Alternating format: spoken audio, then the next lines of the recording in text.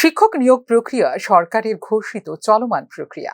শিক্ষক নিয়োগের ক্ষেত্রে গতির শ্লথতার অভিযোগ থাকলেও নিয়োগের এই প্রক্রিয়াটি প্রাথমিক স্তরে প্রস্তুত করে রাখা পক্ষপাতী রাজ্য সরকার তথা শিক্ষা দপ্তর।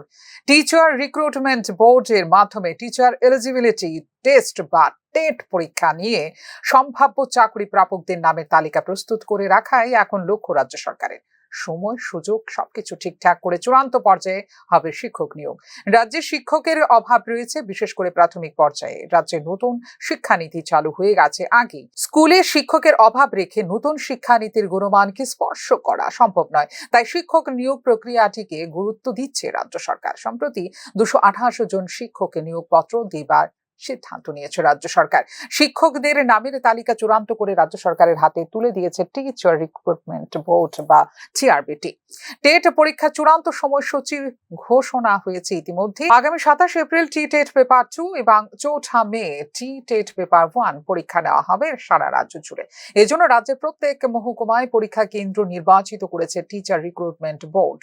একযোগে রাজ্যের 8 জেলায় প্রত্যেক মহকুমার নির্দিষ্ট স্কুলগুলোতে নেওয়া হবে পরীক্ষা। এক্ষেত্রে জেলা প্রশাসনের ওপর পরীক্ষার দায়িত্ব অর্পণ করেছে টিআরবিটি। জেলার শিক্ষা উপ অধিকর্তা, রাজ্য সরকারের বিভিন্ন লাইন ডিপার্টমেন্টের কর্মকর্তা, অবজারভার, সংশ্লিষ্ট পরীক্ষা কেন্দ্রের অফিসার ইনচার্জদের নিয়ে বৈঠক করেছেন 8 জেলার জেলা শাসকরা। আগরতলা থেকে টিচার রিক্রুটমেন্ট বোর্ডের কর্মকর্তারা শীঘ্রই 8 জেলা সফর শুরু করবেন পরীক্ষার প্রস্তুতি খতিয়ে দেখতে। টিচার এলিজিবিলিটি টেস্টের জন্য অবজারভার এবং সংশ্লিষ্ট পরীক্ষা কেন্দ্রে গ্রাউন্ড লেভেল পরীক্ষা পরিচালনা করার জন্য অফিসার ইনচার্জদের নামের তালিকা চূড়ান্ত করেছে টিচার রিক্রুটমেন্ট বোর্ড।